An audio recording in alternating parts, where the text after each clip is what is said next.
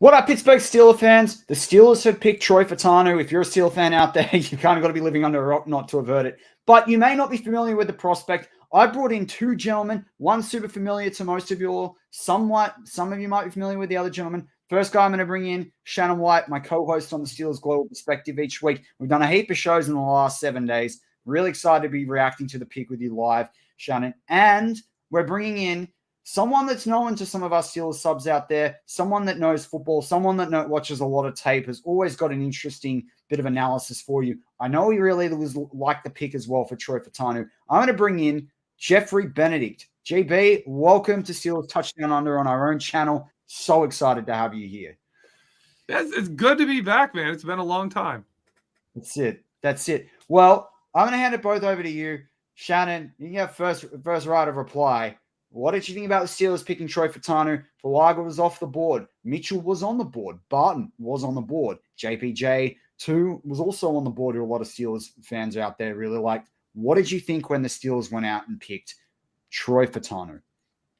Well, first off, I got to welcome my buddy GB, Geoffrey Benedict, who is we did podcasts together for a long time, and just a great friend and very knowledgeable. And I'm just super excited he's here. You surprised me, and it's a very pleasant surprise.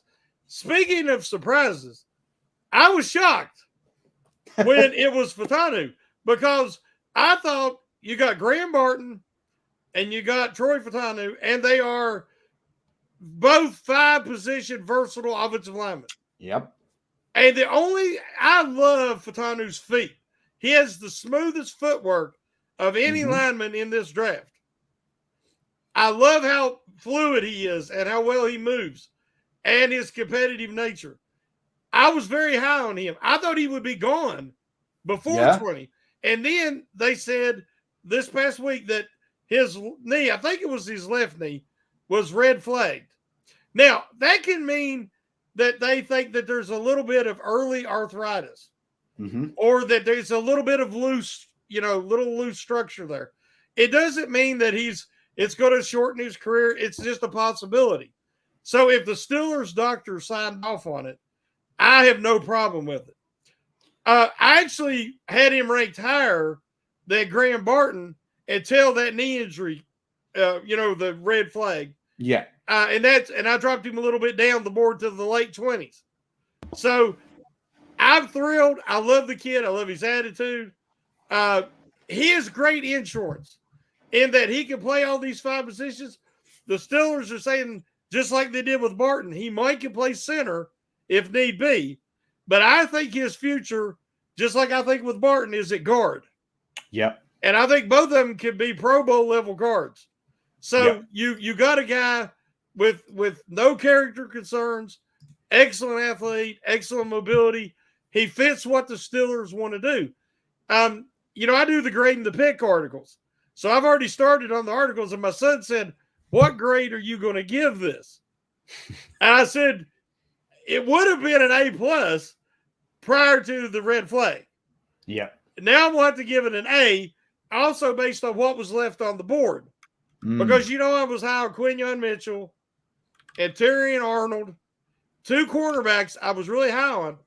But, Matty, somewhere along the line, the Steelers have got to address this offensive line. Now, they took a step last year by getting Broderick Jones. Yep. But they also need 2 more. They need a center and they need a right tackle. I do not want to see Dan Moore Jr. starting next year. So you've got Fautanu, and now it even opens up the possibility to get a Frazier in the second round without having to trade up, without having to reach. Because you also got Cedric Van Pran, you got some other guys. So I'm very, very excited about the pick, and I'm just really glad he's a Pittsburgh Steeler. That's it. What about you, GB? What do you think? Because I know that you're a big fan of the pick as well. Well,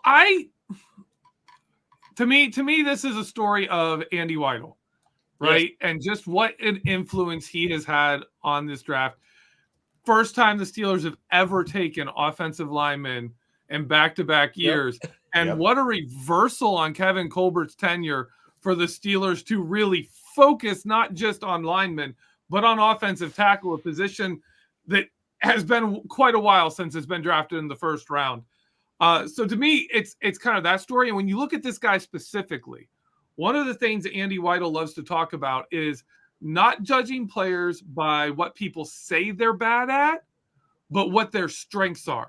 Mm-hmm. And especially when you look at this guy, who's the big knock, one of the big knocks on him, he's kind of too small for a tackle, right? He's too short, not huge in size, and there's questions. Can he handle a bull rush? He's going to be able to handle this stuff in the NFL. You don't worry about that. It doesn't show up on tape. Yeah. You look at his athleticism, you look at his arm length, you look at how he keeps people off him, how he strikes, the personality and the temperament he has on the field. It just, this guy is a problem. He's going to be a problem for this team. He's going to come at you. And that's one of my other things I've predicted this season. I was like, with our last draft and looking forward to this draft, we seem to be drafting people that aren't so much like Kevin Colbert drafted solutions to fix the roster problems we had. Mm-hmm. This Andy Weidel is like, okay, we need that position, but that's fine. We can make do, let's draft somebody who's a problem for the other team. And that's who we just got. Fautanu, he's going to be a problem. Other teams are not going to want to face this guy. And when you pair that with a Broderick Jones, man, that to me just is going to be fun. Obviously, we need a center. You can't have a massive hole in the middle of your line. Yeah. But for the first round pick, I love it. I love building in the trenches. I can't wait to see this guy go out there and maul people. It's just going to be fun. Yeah, and I love what you said there with Andy Weidel. And it's something Shannon's been saying across all the shows we've done. So, it's a lot of consistency from you both there. It's all about the round bellies. There you go. The thing I think about as well is, like, you look at the Philadelphia Eagles offensive line. They don't always pick the absolute biggest guy. I know I'm saying that, and they've got, freaking Jordan Mailata, my countryman and compatriot there. But you actually look at the rest of their line. They're not always the tallest guy or the heaviest guy. They're guys that are agile, that can really play, like, really versatile against different guys that are rushing the football. He also went up against Braylon Trice and formerly Latu as well, who was at Washington. So, like, he's a guy that's experienced against even just college reps in practice. I also think about the knee thing that you brought up, Shannon. Like, Latu just got drafted having a disc taken out of the back of the head, right? Like, and that's huge for him, and massive congratulations to him and the pick up there. He's going to be excellent for the Colts. But, I think the versatility of Fautanu, as we've talked about, Shannon, over the last few weeks, how good Graham Barton is.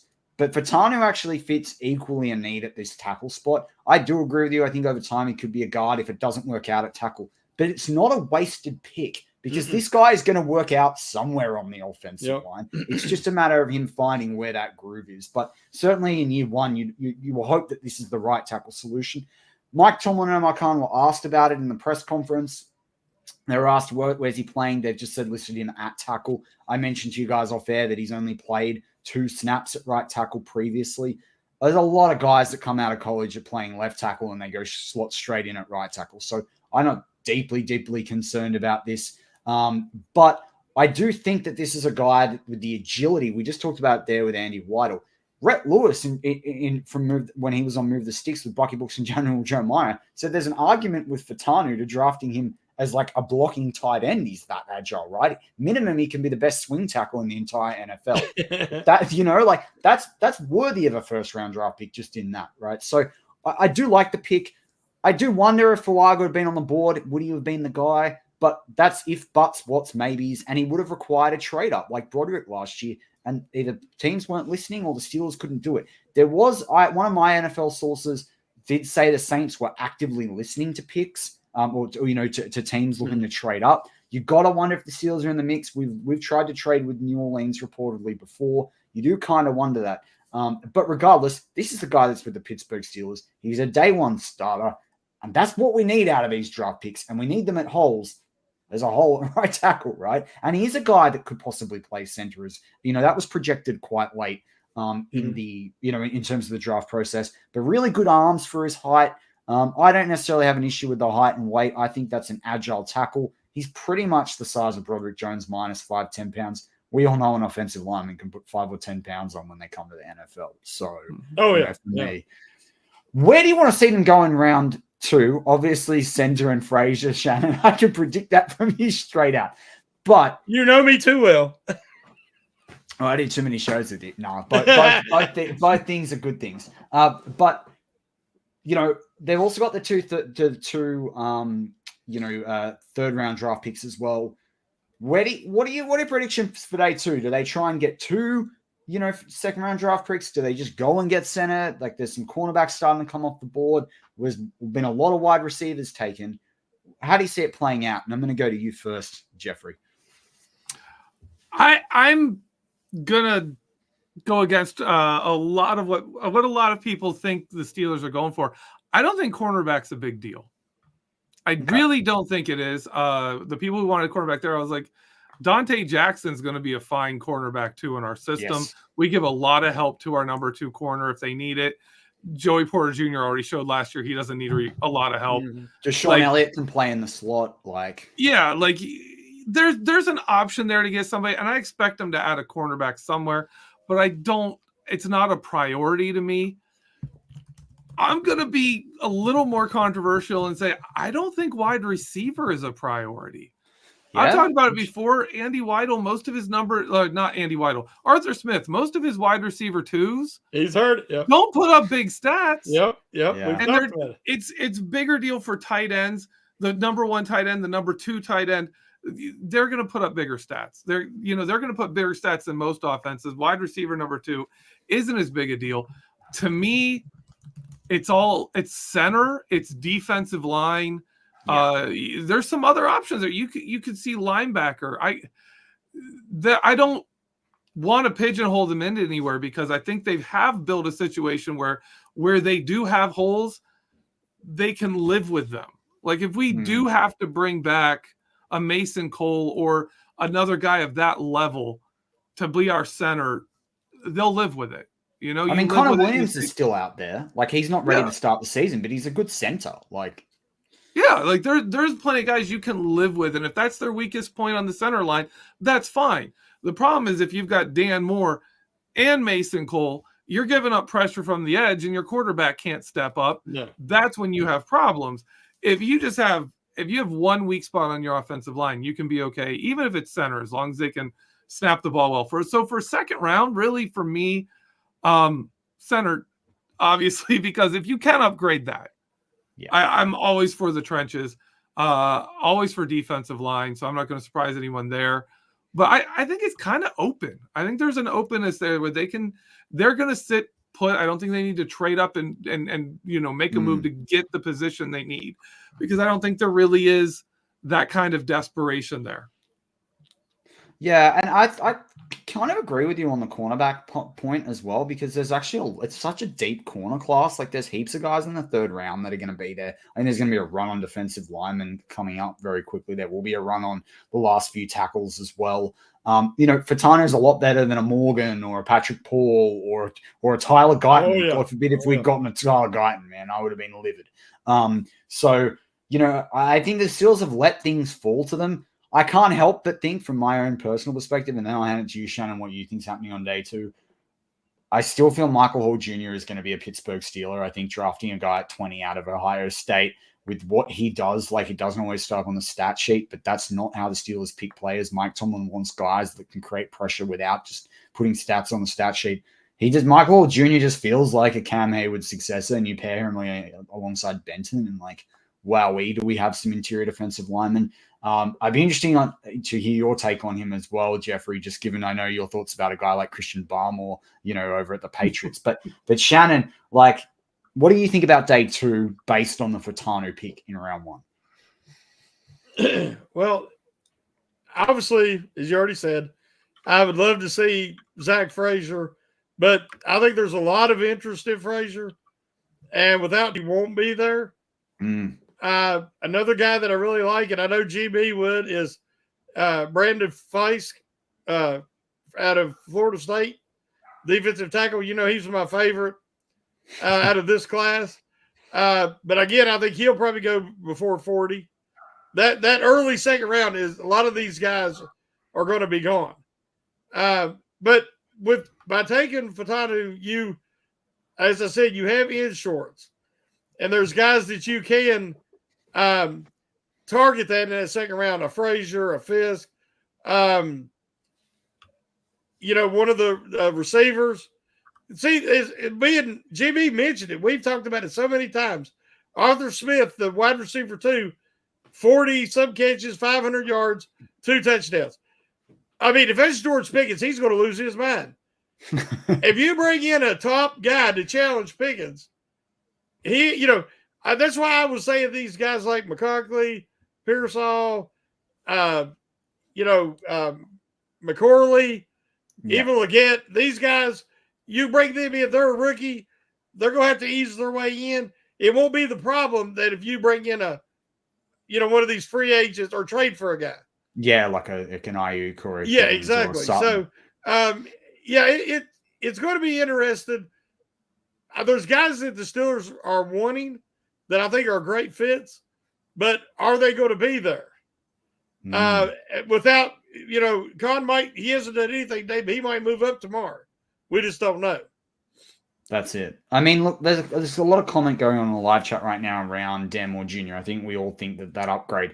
Having Dan Moore Jr. as your backup tackle, though, or having him as a swing tackle, that actually also puts the Steelers in a good spot. If he can really get accustomed to that for the next couple of years on his rookie contract. He also played a lot of guard in college. Like, do they try in training camp and say, hey, mate, like, we need a backup guard here? Like, if Dan Moore Jr.'s got some versatility as well. So it is really interesting. The Steelers just got a lot better and a lot more versatile.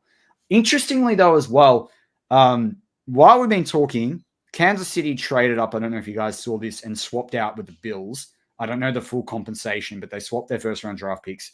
Kansas City drafted Xavier Worthy, which we did talk about in our pre-draft show. I predicted that could happen, Shannon. So I want to get your reaction. I said Miami. Yeah. And Guyton's gone to the Cowboys, so that's going to be fun when we play them. Maybe, I don't know. I feel like that's going to be an early round game.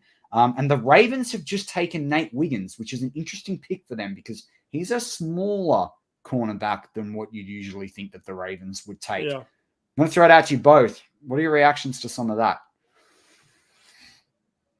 Okay, I'll grab the Xavier Worthy one. I am consistently going to bring this up that the guys who lead the league in receiving are always 4.4, 4.5 guys.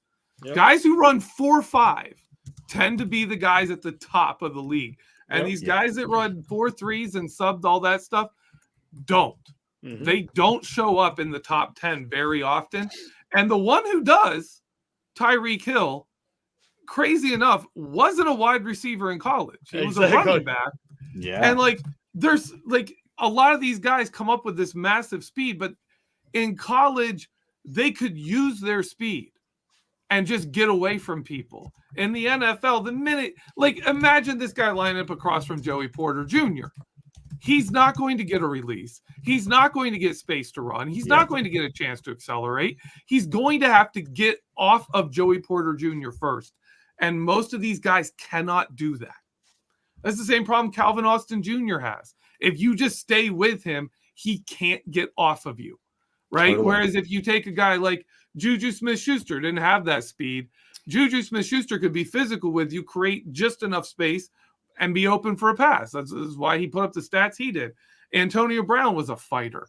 One of the reasons Deontay Johnson worked was in the NFL was he could do that. He was fantastic with his releases, and he fought really well for his routes against bigger cornerbacks.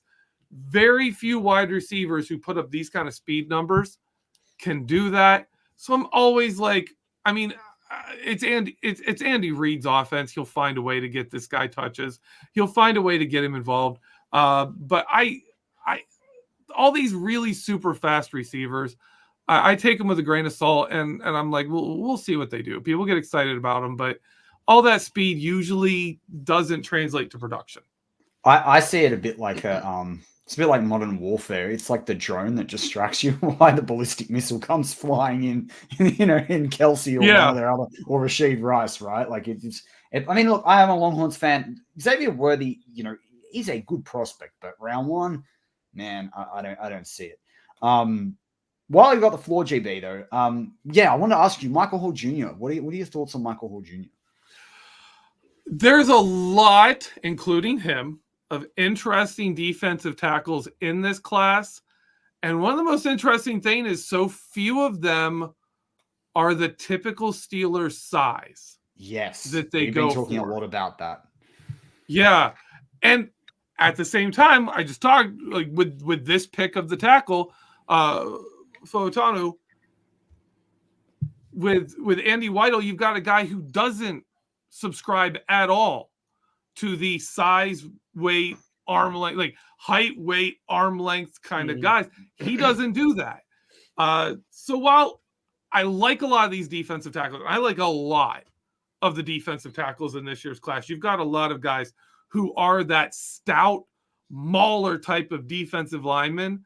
And I love those guys. I absolutely love them. I am going to be interested to see if the Steelers take a player like that, because that's not something they do. And that would be even a bigger change to me than some of the other stuff we've seen.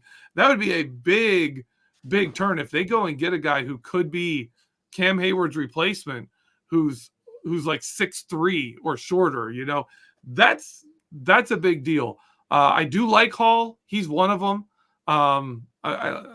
Michigan, so you know, I just lost his name. Chris But Jenkins. the guy, Chris Jenkins. Yeah, Chris Jenkins. Yeah, love him. Like, there's so many players I really like on the defensive line this year, and the fact that they're gonna be later because they're not, you know, polished pass rushers and penetrators and all these things.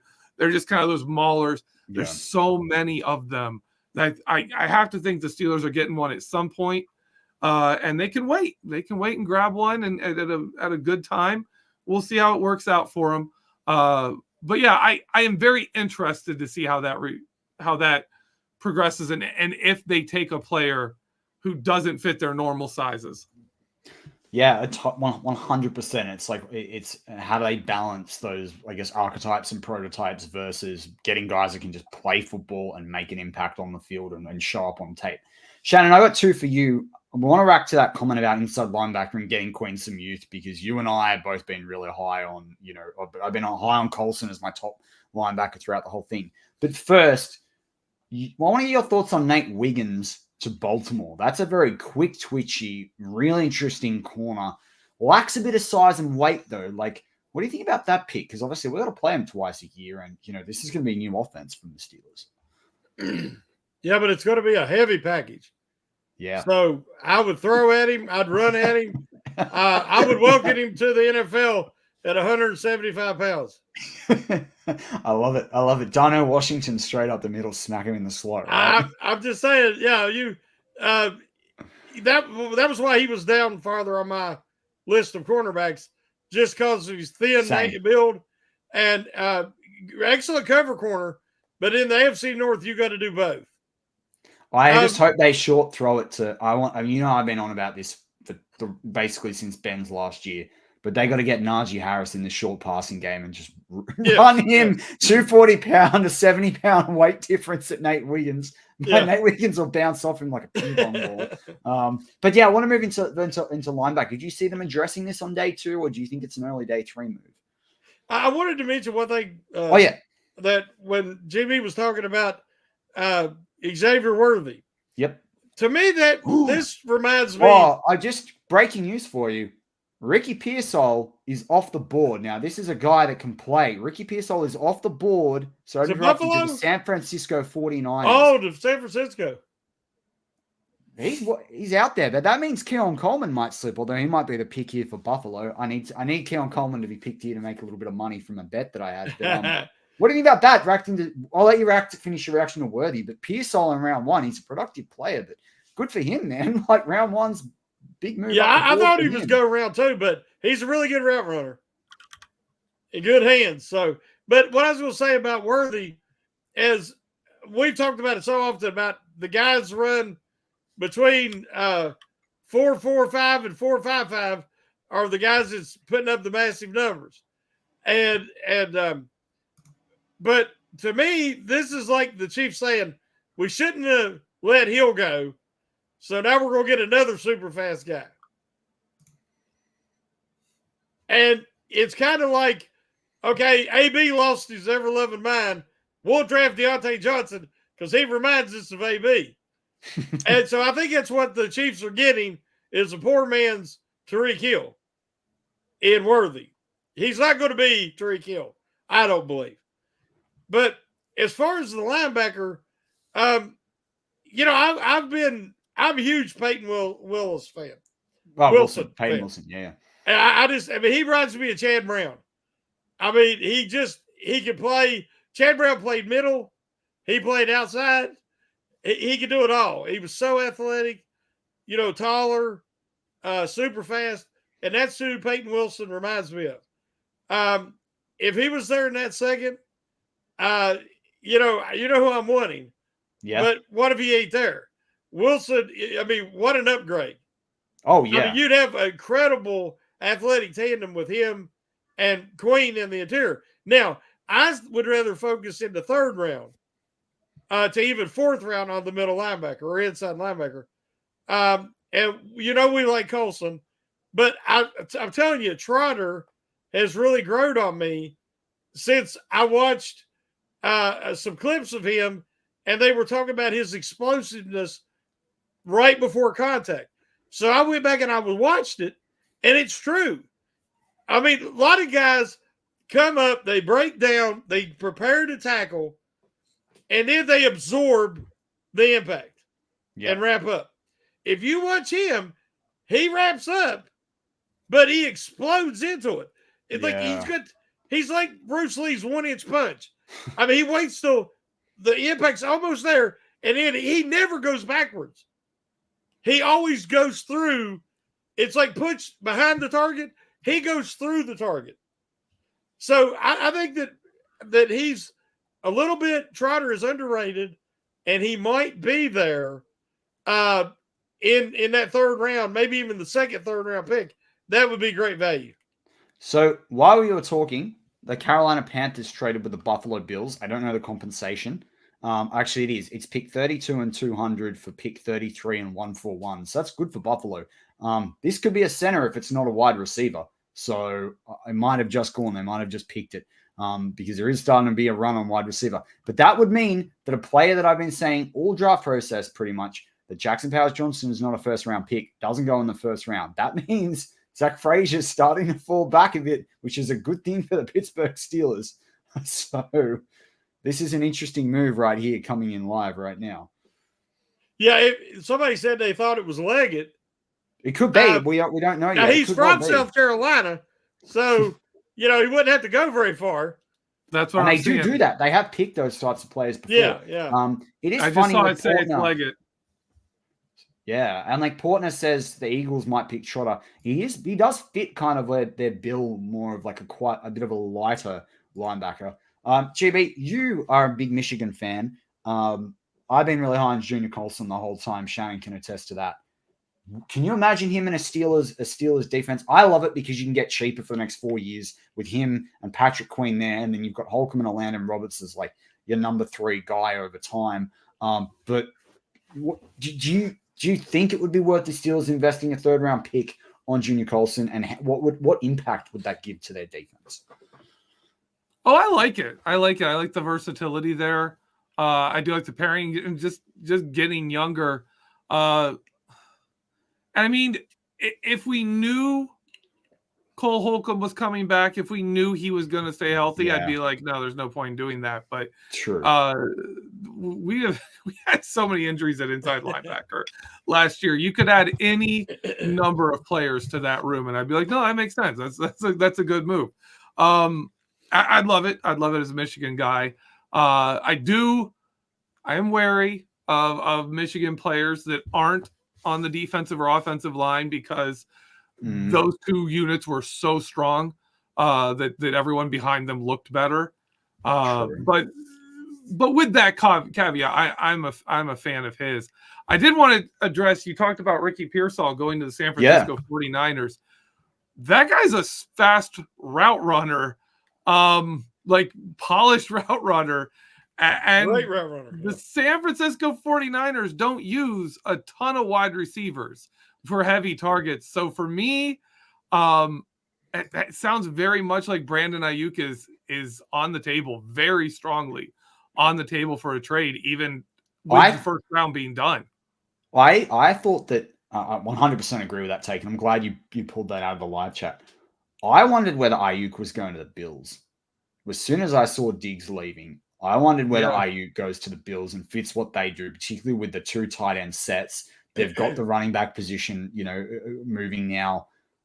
I think Ayuk is a better fit for the Bills offense than he is for the Steelers offense, but there are also other suitors out there for Ayuk, right? Like you could easily put him in on the Raiders team, for example. Well, the rumor today was that it might be Samuel. That they're talking about both guys might be available. Well, they gave him a handsome bonus though. Like I can confirm too, Leggett was the pick for the Carolina Panthers. Yeah, I've seen it. Yeah. I want to throw that question from the live chat though too about inside linebacker. I think it's an interesting perspective. Do we think that that's been devalued a little bit because running backs starting to be devalued? We can go get that guy later that's going to stop the run. It is an interesting take. I wonder about pressure. I think in the modern NFL, you get so much pressure from even more so from the defensive line that I think, you're seeing a lot. There's not a lot of linebackers. There's either a lot of teams just using a linebacker more in coverage rather than just that run heavy. But I think you can never devalue inside linebacker in the AFC North, man. Like that's a key position. But what do you guys think about this in terms of a league-wide trend on inside linebacker? It also has a weaker class this year. That's the other thing. Yeah, it's definitely a weaker class.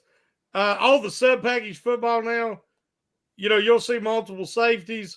You see guys that are hybrids, like James Williams later in the draft. The Steelers have tried it. You could say Terrell Edmonds was kind of a hybrid, a box safety. He had a little bit of linebacker in him. He had some dog in him. We know that. And so I think that's why you're not seeing the dominant middle linebacker like Luke Kuechly anymore. These guys are putting up 150 tackles. Wagner, Bobby Wagner, all the really great ones are getting old, long in the tooth. And it's just not, you don't get them out of college now. Like I said, this is one of the weakest class of off-ball linebackers I can remember. It goes maybe 4 or 5 deep? And maybe nobody in the first round. I mean, used to that was, that didn't happen. Yeah. So, and even, was it Colson? No, it's Cooper. Cooper played a lot of outside. Yeah. And now they're projecting him to be an inside. So I kind of like the idea of Cooper in that way, because if you can play inside and outside, you're real use on sub package. And like considering we know Herbig, and you can rush him in outside, like if you got Cooper, if somehow he fell to the third, or the back end of the second, and you wanted to trade up, you can't knock that pick. I mean, that versatility to play both in and out would be awesome. But that's what I'd be drafting him on if I were the Steelers. Otherwise, it doesn't really make sense to go use a round 2 pick on him, and he will go in round 2 unless there's particular runs at other positions. But I liked Cooper a lot, but I just think Colson in the 3rd round is at the biggest, arguably the biggest playing weight linebacker, played in the SEC. In the SEC, I think he a lot of really experienced football. I know GB said he played behind a really good line, but I watched some of the run stuff he plays, and he's in there and he's making hits. Oh, yeah. And he's, to me, he's one of the best all-round linebackers. I get that the ceiling on Peyton Wilson is huge, but he's just the injury history, the athleticism, the experience. I think he's played 53 college games or something like that.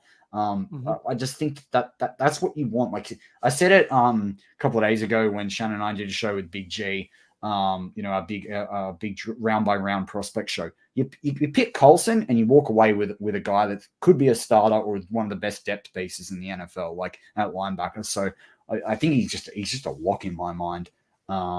So yeah, he's an interesting guy. Do you think, are there any other prospects out there? You both have talked about Andy Weidel and his impact, Shannon. You've talked about him on the round bellies and picking guys that fit an aggressive style of play. I've talked my theme last year for the draft, and it's continued this year, is trenchy, not trendy, build through the trenches. We've seen that with this 1st round pick. GB, you talked about picking guys that aren't necessarily stereotypes. Are there we'll focus first on day 2 before we get to day 3, but are there prospects on day 2 that kind of fit this bill of being a little bit different, that actually fit what the Steelers might be looking to do, or are going to help them fill a need? Yeah, well, you've got the deeper positions. is where I said the Steelers could double dip. And these picks are not flashy, but they build the foundation that you have to get past this perpetual mediocrity where they're always 9-8 or 10-7. They can't get past that. They can't win a playoff game, and they're just stuck in purgatory. It's just like, they're going to have to – you first got to build this roster, and then you address this quarterback situation. Now, is Wilson or Fields the answer? We don't know. But give them the best chance to be successful by solidifying the offensive line, then solidifying the defensive line where you can control the trenches, as you say, and then you're giving everybody a better chance to have sustainable success. In the second round, we got – I don't know if I go that high for Van Pran, but you have Frazier. I love Brandon Fisk, maybe Chris Jenkins. You have a couple of linebackers that, Peyton Wilson and Colson, early third, or again, these are guys that are not going to be flashy, but that will give this team what they need, even more than that wide receiver, because the wide receivers we've talked about is not going to get a lot of targets. You need somebody that can keep everybody from double teaming Pickens. Yeah. That's the main job of this wide receiver too, whoever it's going to be. But I like where Waddle, I think, is taking them because I do believe it's his influence because he really values the big boys, the round bellies. So I'm excited to see this second round. And because the third round is just going to depend on how things fall, or where they can focus. Because let's say you get a Fisk or a Jenkins, and then later you could get a Gabe Hall. Yeah. Late in the I like Gabe Hall, one of my favorite. Yeah. One of my favorite. He's a space eater. And he's one of the few and the reason why he's so low on the draft board, and I keep saying this, is he is a pure 3-4 interior defensive. Exactly. Yeah, he's perfect fit for the Steelers. You could double down in one of these other positions. There's guys at cornerback late in the draft, like the Devonshire for Pitt. Bishop for Matt, WVU. Is it Matt Devonshire? Is it Matt Devonshire? I think it's Benny Bishop for West Virginia. These guys are going to be there late in the draft or undrafted, who I believe can come in and really help this defense. So, I'm really excited. I'd like to see the Steelers keep their draft capital, but I would rather they trade one of them third-round picks to get the guy they really want in the second. But we'll have to see. We'll have to see what happens. That's it. There's a bit of rumor about Sutton. I talked about him, about a week ago. I did a show that said I think he'd be better value than Ayuk. I'd love to see a T. Higgins in a Steelers uniform. You guys have a third round maybe for Sutton? I reckon you can get him for a fourth or I said in my video you could get him for a fifth if you really drag it out. But and he's 17 million? He'll cost you about that, yeah. I think he's 17, yeah. But he's someone that Russ cited when he left Denver, and he went, I really think, Courtland Sutton, he called him out. Secondly, he is a bit similar to what, George Pickens can do, but I like the idea of running two blokes down the field with Russell Wilson's arm, especially for play action, and just making the defense think, right? That's how you're going to open up passing lanes, right? So you're going to open up a Pat Freiermuth. That's what I like about it. JB, what do you reckon about Courtland Sutton in a Steelers offense if they went and made a move there? It could work. I agree with that. It's a very you're building up a very 2004 style offense, which is kind of what the Steelers want to give, the quarterbacks now. Is we're trying to build an offense that's friendly for a young quarterback, and that would be it, and it would really work well for Russell Wilson. I mean, he's had that before, and he's done well with it before. You're asking about players that kind of are interesting or don't fit the usual molds and everything. I do have a player I really like, both for Arthur Smith's offense and for just kind of being unique. And it also helps that he's from my very best friend's alma mater, Western Kentucky. Malachi Corley to me is... I've been talking to Shannon about Malachi Corley since January, before the season. Really? I'm like, Shannon, he's talked about him like crazy. I talked about him first, then then Fisk, and then Fuaga. But Malachi Corley has been like, there's no one that waves the I wave the Malachi Corley flag just as much as Shannon waves the Zach Frazier flag. He fits the Arthur Smith. I mean, he's a running back in a wide receiver's body. Deebo Samuel 2.0. His production is out of this world. I said to Shannon, the thing that I fear most is that he's drafted by the Baltimore Ravens, and then I'm just going to be in absolute tears, right? Him in that offense with Andrews and Likely. Sorry, I've taken the floor. I'll hand it back to you. Oh no, that's fine. I'm a massive Malachi Corley fan. You're nailing it. He's slot play, but he can also play outside if you had to do it. I mean, this guy. It's the irony of drafting Malachi Corley after you get rid of Matt Canada, who loves sweets, is also really intriguing to me. Yeah.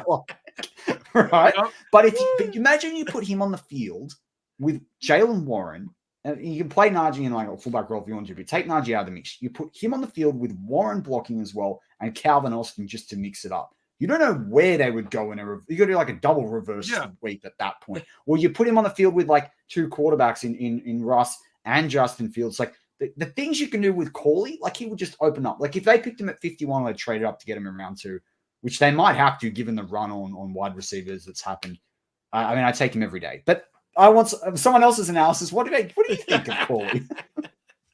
I think very similar. I think he's a good fit with Pickens. He's not a polished route runner, but you get him out there, he's just a guy who causes havoc.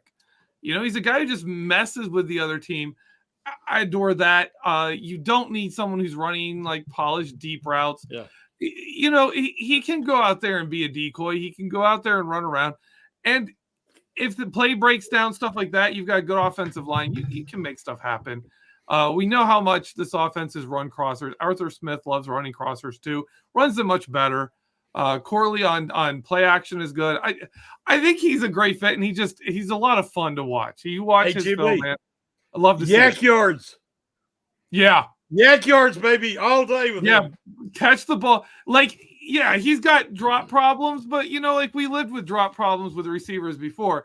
If I could get somebody who, when he actually catches the ball, breaks a tackle, exactly, and, goes forward, doesn't, like, go backwards trying to break a tackle and then fail, I'd take it. And he's such a good, to me, comparison for Cordella Patterson.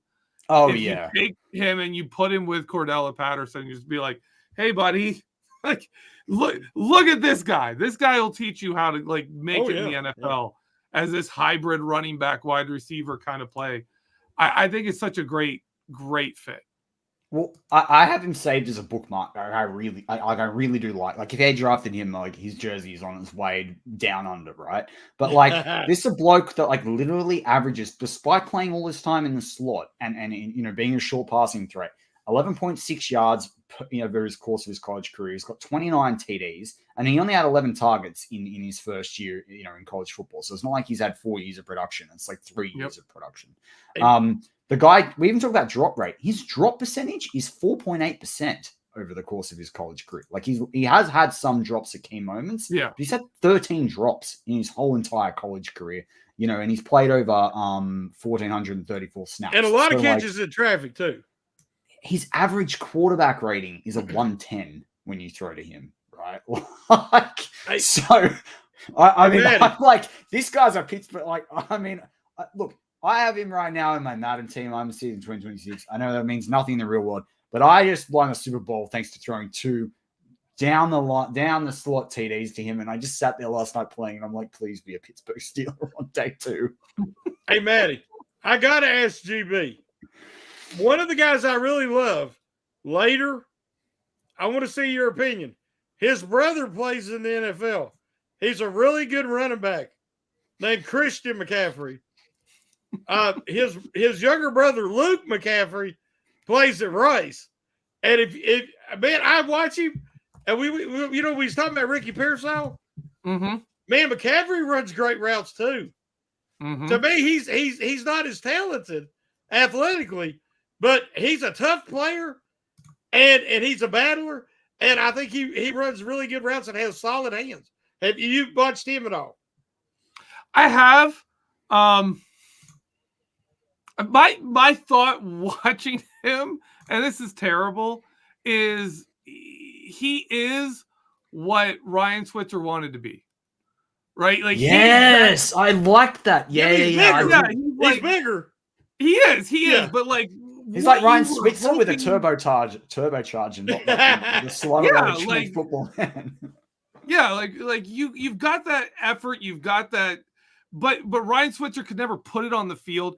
And he wasn't quite as talented either. But that's the thought that always pops into my head, is like that's who Ryan Switzer wanted to be. I think he's a slot. I think he's a guy you put in there. You give him option routes. You give him routes where he can be a little more creative. You give him those yak routes, and he's going to give you something, on them. Whereas, it's probably a bad analogy, but Ryan Switzer would get those routes and just catch the ball, and then he's done. Fall down, yeah.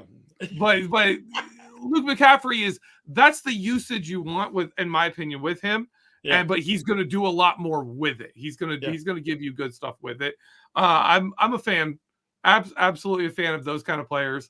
Yeah. I think the Steelers do better with not the traditional wide receiver.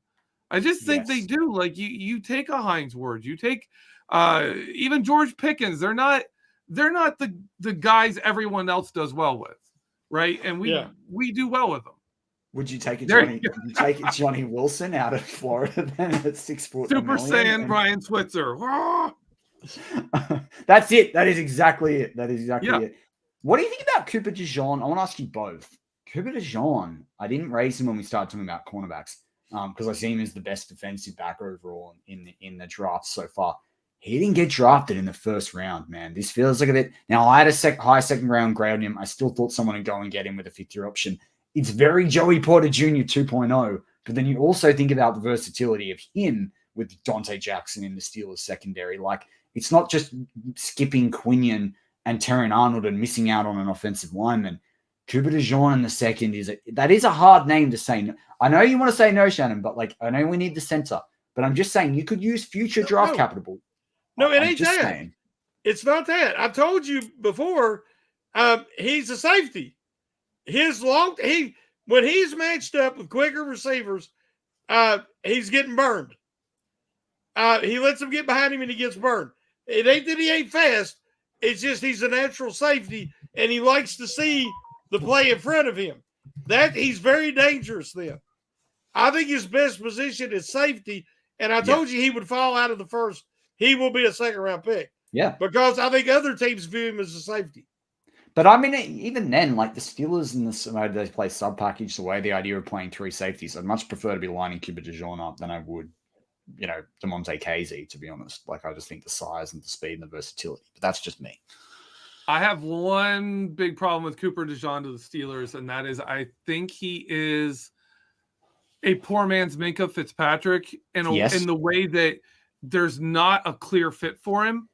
And where he's going to be best is kind of where we want to play Minkah. Yeah. Yeah. And so, like, I'm like, if we're going to go after a guy, I want a guy that complements Minkah, not – exactly. Not the Emmanuel Sanders, Antonio Brown situation where they both wanted to run the same route and only one of them could. Right? Like I don't want that. And the only reason why I think you could do that, by doing that, you are basically saying Minka's going to be a less heavy, strong safety effectively, which we all know that's a waste of money. I was about to say that is going to be a waste of money and it's a waste of his talents. But I mean, people are going to be talking about that one. I'm disappointed, I will say, on Darius Robinson. I'm thrilled for him. He got drafted in the first round. I was hoping he would slip to the second and then the Steelers maybe entertain that. But defensive end. Who took him? He was taken at 27 or 28. Oh, the Cardinals? Cardinals, yeah. Yeah, they needed a lineman. That's a good pick for them. That's a really good pick. That's good, yeah. They needed pass rush. As I said, I'm glad Titans. What about Arnold going to Detroit? I mean, Yeah, Arnold went to Detroit, didn't he? Yeah, Terry Yeah. Arnold. Yeah. Oh man, That's good for their Detroit's team. just getting better and better, guys. Yep. Well, That's it. crazy. New day in Detroit. I love it. And Michael Penix, I mean, you've already got Kirk Cousins. I can't think of the guy that Kirk Cousins. Yeah. Then you pick Penix, and you know they could have traded back and they didn't need the quarterback right now. It was Trubisky 2.0 because, like, apparently, according to all the rumors, that Kirk Cousins didn't even know. But he signed a 9-figure deal with them, man. Like a 9-figure deal. You just signed a guy to a $180 million contract and then immediately draft a cornerback. That's And you crazy. didn't draft a young quarterback to develop. Yeah, that's You drafted crazy. a young quarterback. You drafted one of the oldest quarterbacks in the whole draft. Top 10. In the top 10. I One of the think biggest somebody would contracts offer for him something quarterback good for that and one of the pick. highest draft picks. Yeah. Same year. That's insane. Yeah, I mean, if I was Mercedes, I'd be pulling my sponsorship because that ain't retired too. When they said Michael Penix, I was like, what? I mean, there's some people that think that I can't even. I'm not even going to go there. I don't think he's. I'm just not. And Denver took Bo Nix, didn't he? Yeah. Okay, that's now another one that's like. Bo Nix is Kenny Pickett 2.0. I feel So if they want to know Denver, what he's going to look like, go look at Kenny Pickett. Denver, surely it's a Kirk Cousins. Well, but they're not going to be able to afford him with the Russell Wilson money. So, like, otherwise, I'd be saying surely they're going out and getting Kirk. It's going to be very interesting. Like, it's going to be very interesting. What did you think about JJ McCarthy to the Vikings? I mean, we all saw this happening. Everyone thought they'd trade up. They got to stick and pick. But, like, do you think JJ McCarthy can turn it around for them? Like, I don't know if that's going to be enough. Well, I'll leave that to our Michigan expert. I am not. As a Michigan fan, as a college football fan, I loved J.J. McCarthy for what he did at Michigan. But he's again, a good kid. Good kid, yeah. But again, when you have that offensive line, life is easy. Yeah. When you have the receivers he had, when you have the 2 running backs he had, when you have the tight end, you have that roster around you. You have it easier. Now, did he step up and play great? Yes, he did in big moments. He made big throws. He made big plays. But to me, and of course, I'm going to compare it to a Steelers situation, whether it fits or not, because that's the language we use. But, like, you take Ben Roethlisberger's first couple of seasons, he wasn't a good quarterback, but they didn't need him to be. They needed him to make plays a certain number of times a game, and he could do that. That is J.J. McCarthy to me. And if you're asking that guy to come into a current NFL offense and be the guy, I'm not sure he's ready for that. I think he has the talent to be that guy. He has the mindset and he has the playmaking ability to be a star in this league. But I think you need to give him some time, either on the bench or in an offense like we saw Ben Roethlisberger had that didn't need him to be great. The offense didn't need Ben to be great to be great. That is the kind of situation I would want him in, and I don't think he's in that situation. I don't think you're going to see great things from JJ anytime soon. When you go from college and to the pros, and your college team was more talented than your pro team, that's not good. That's not good. But another question for our resident Michigan guy. I've got a question after this one. Yeah, there's rumor that at Senior Bowl practices, when Mike Tomlin matched up Roman Wilson and Quinyon Mitchell and made him do some one-on-one stuff, he was impressed with both young men.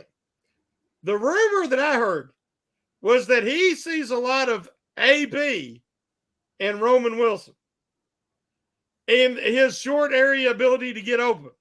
Mm-hmm. And they were really high on Roman Wilson. Now, I don't know what round, if it would be the second or the third, but that's the rumor. To me. What do you think about that comparison? And talk about a Steelers pick, have some receiver that was very productive on a very good team fall late, and the Steelers fall down to the third round. The Steelers grab it with the second, third round pick, something like that. I would love it. He's a player. That's you want to replace a Deontay Johnson style of being able to get open and be productive with volume of targets kind of thing. Roman Wilson's your guy. He's not going to be a superstar, but I think he could absolutely be a Deontay Johnson level player. I think he could be a Pro Bowler in the right offense, which Deontay was in the right offense with Ben Roethlisberger when he went to that Pro Bowl. I think he could be that exact type of player. And he also had a really good knack for finding the end zone. Roman Wilson was that, like, he had good angles, he had good stuff, and he would get those yards. I would love it. I would love for him in the third round or later to come to the Steelers. That'd be great. Don't you think he's a little bit more physical runner than Deontay? Yeah. Yeah. He's a little bit more running back build like. I question some of his. See, that's a weird thing with Deontay. Deontay is so physical defending his routes, was so good at that. And then, like, the minute he caught the ball, he didn't know what to do with it. Like, that was like, he was so good until the ball came to him. Yeah. He was like elite. And then the minute the ball came to him, he was like, okay, now what do I do? Like, it was so weird to me, Deontay Johnson. I think Roman Wilson is more balanced there, not quite as elite in his releases and in his getting open and creating separation. But I think he's better with the ball. So I think it kind of balances out there. Yeah. So 2 questions I have, and we're going to try and keep this one to an hour. I'm happy to keep talking for as long as you guys want and as long as the listeners want, but I know it's getting late for you guys on the East Coast. And it's kind of a double up because I'll ask you the same question of another player too. What do you think about Zach Zinter? Is it Zach Zinter? I know the last name's Zinter, like the interior offensive lineman from Michigan. Because, like, I've seen him graded like UDFA round 7, but, like, to me in other drafts, this guy's like a 5th rounder. I like what I've seen on tape, but I wouldn't say I watched, like, I certainly don't watch every Michigan game or every play. What do you think about him? I just think there's someone who's like late round. Like, where do you actually see his like ceiling? And I guess the other one on top of that is like Drake Nugent as well. But I think Zinter looks like he's going to be a better prospect overall. Yeah.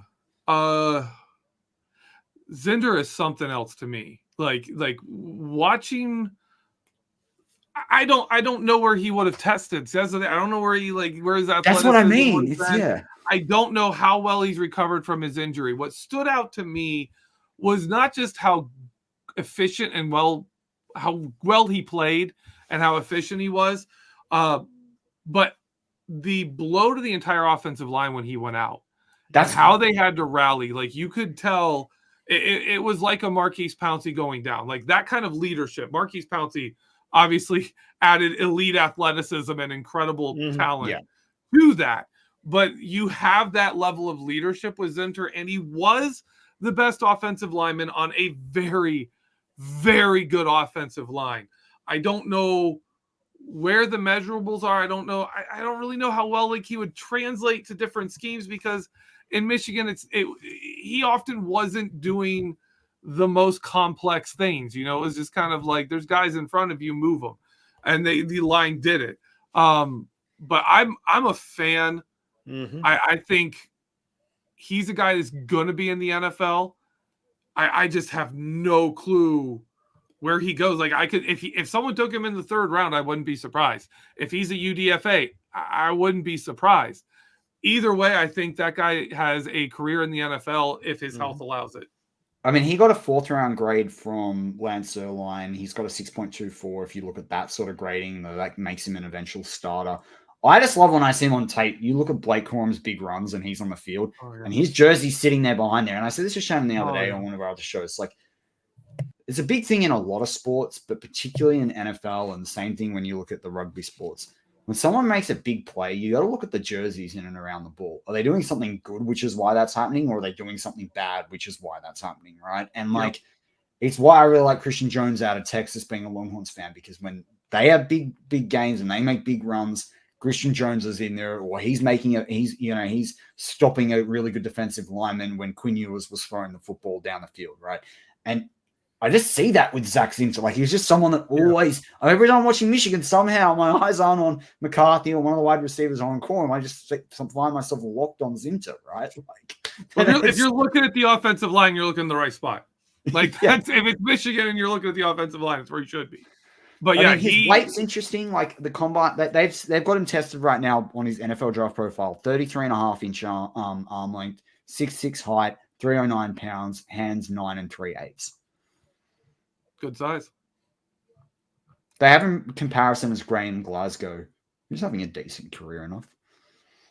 Yeah, I think he's going to be a good one. I really do. I think like I said, as long as he's healthy and he's able to recover, that's a guy who's going to have a long NFL career if his health allows it, because he's just that kind of he's got that attitude, he's got the leadership.